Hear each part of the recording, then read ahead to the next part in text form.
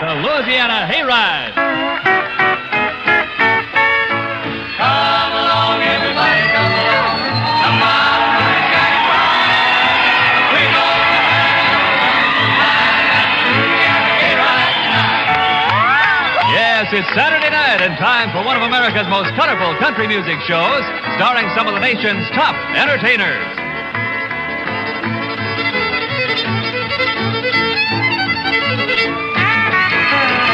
Now here's old Tall in the Saddle, Frank Page.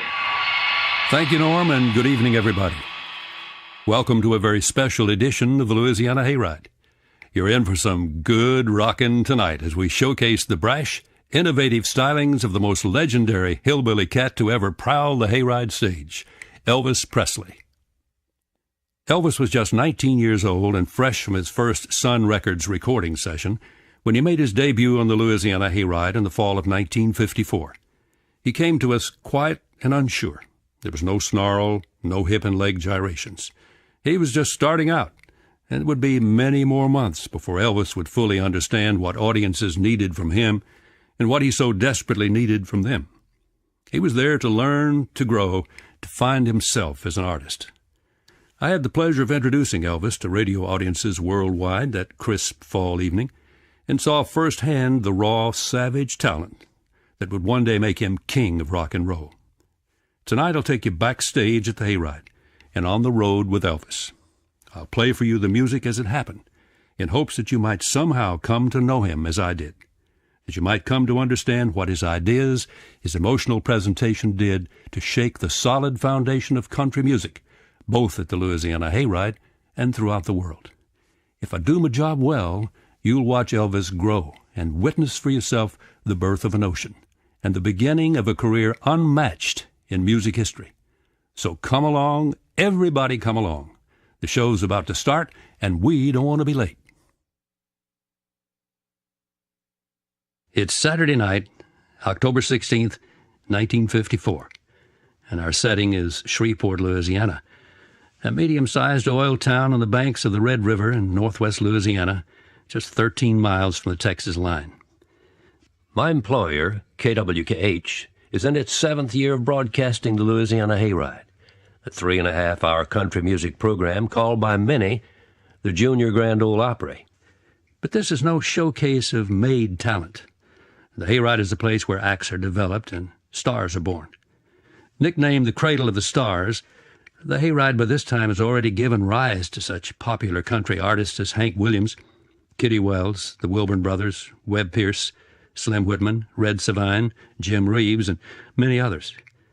It's into this daunting field of country legends that a young folk music artist from Memphis, Tennessee, will try to stake his own claim to fame this very evening. We pull up now in front of the Municipal Auditorium, an impressive 3,800-seat facility located on the west side of downtown in an area known as St. Paul's Bottoms.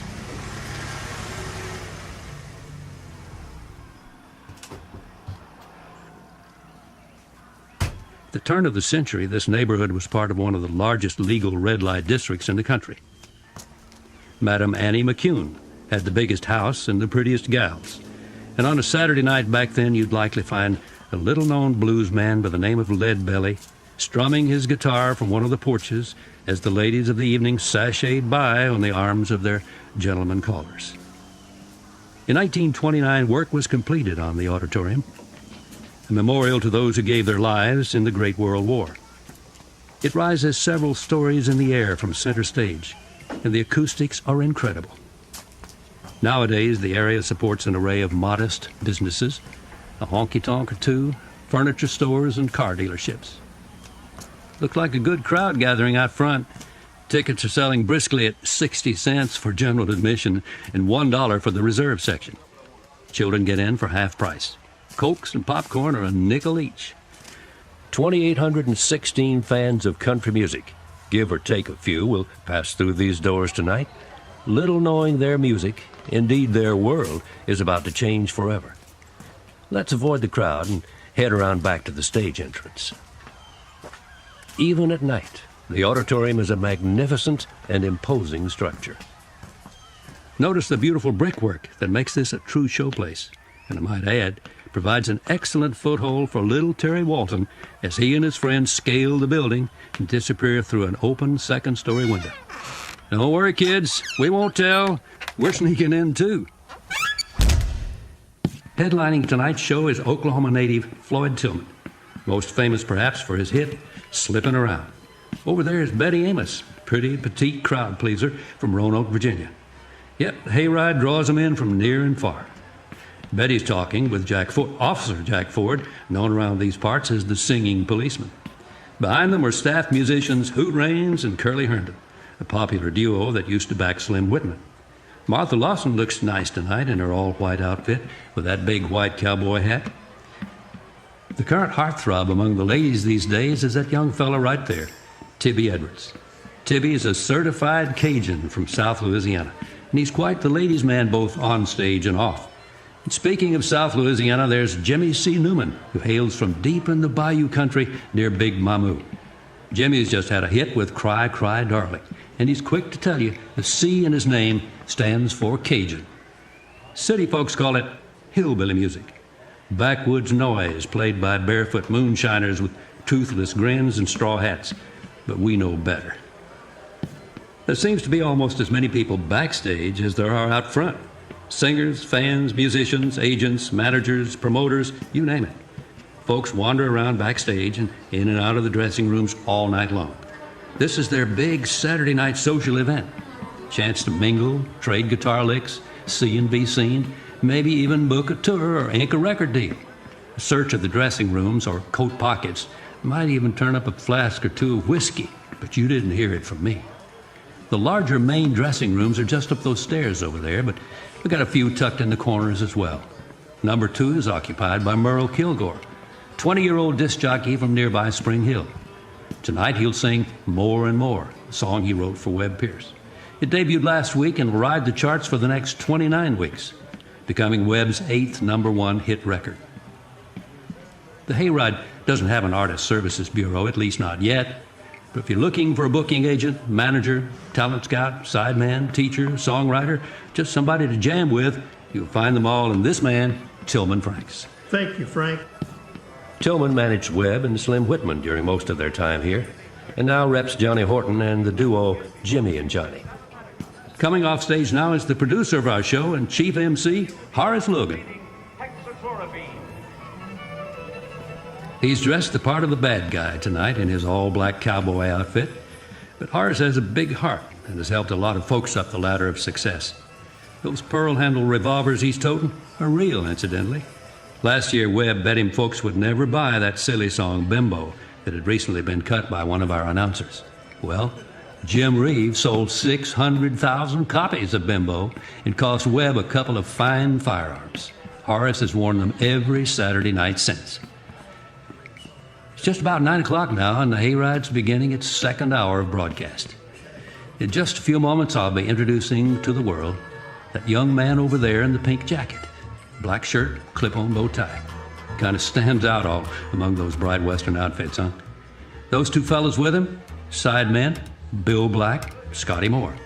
Their Western shirts and black ties seem a better fit. You look nice tonight, fellas. Elvis, we're just about ready for you. Floyd just finished up, and Jenny's up next. She'll sing her song, and then you're up. Are you fellas all set? Yes, sir. All right, then loosen up a little. You'll do fine. Looking out at the audience tonight, I see very few young people. Typically, they can be found running around the upper levels of the auditorium, marveling at the spectacular view from way up high. But tonight, they're in short supply. Every week, the Hayride attracts a flock of agents, record promoters, and even a few spies from the Opry's parent station, WSM. And just over there is Mel Forey, a promoter with Acuff Rose Publishing. Sitting down front is Memphis music man Sam Phillips of Sun Records fame. Oop, time to pay the bills and introduce Jenny. Excuse me just a second. On hand now for more music and fun on the Louisiana Hayride is Miss Jenny Wright. And she's coming out here right now. Miss Jenny Wright, you girls pay close attention now because Jenny's going to tell you what to do in order to get married. You ready?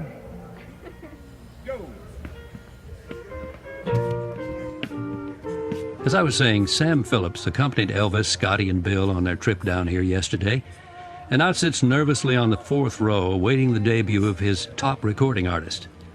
It hasn't been 2 weeks since Sam first called the Hayride to ask if he could secure a spot for his new act. Elvis had just finished playing the Grand Ole Opry earlier this month, and while the audience seemed to enjoy his performance, talent manager Jim Denny told Elvis he might ought to stick to driving a truck.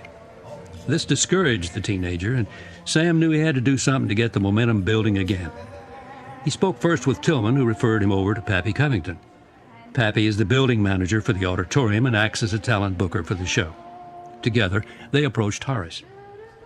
Local DJ T. Tommy Cottrell has been playing Elvis's 45 around town here lately, mostly as a favor to his old buddy Sam, and folks have assumed this is some new black artist.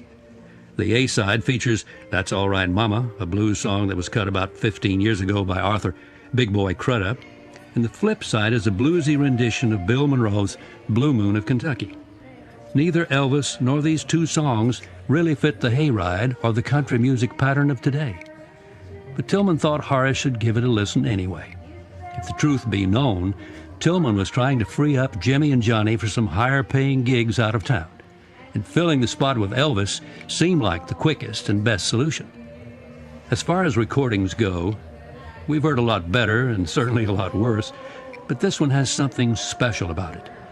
As you can tell by tonight's assortment of Cajun music mixed with gospel, mixed with bluegrass and country, we fancy ourselves somewhat innovative and aren't afraid to take a chance now and then.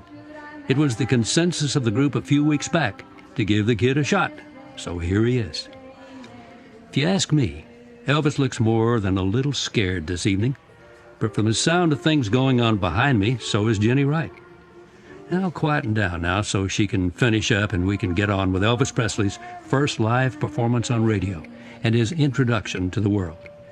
He'll do both sides of his new Sun recording, and our radio listeners will hear Hayride engineer Jack Jones turn up the volume on the microphones in the audience to try and capture the screams of the few teenagers in the back.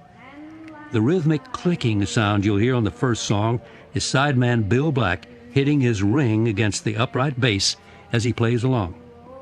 Horace usually introduces the main attractions on the hayride, but since Elvis is an unknown, I will do the honors. I'll be standing here stage right, and Elvis will be over there 40 feet stage left. And you'll notice there are no monitors, so it'll be difficult at best for us to hear each other. You'll have no problem, though, so take a seat over there and prepare to witness history in the making. I'll meet you back here right after the performance. Just a few weeks ago, a young man from Memphis, Tennessee, recorded a song on the Sun label, and in just a matter of a few weeks, that record has skyrocketed right up the charts. It's really doing good all over the country. He's only 19 years old. He has a new, distinctive style. Elvis Presley. Let's give him a nice hand. We've been singing his songs around here for weeks and weeks and weeks. Elvis, how are you this evening? It's fine. How you, sir? Are you all geared up with your band all there? geared up. So let us hear your songs. Well, I'd like to say how happy we are to be down here. It's a real honor for us to get a chance to appear on the Louisiana Hayride. We're going to do a song for you. You got anything else to say?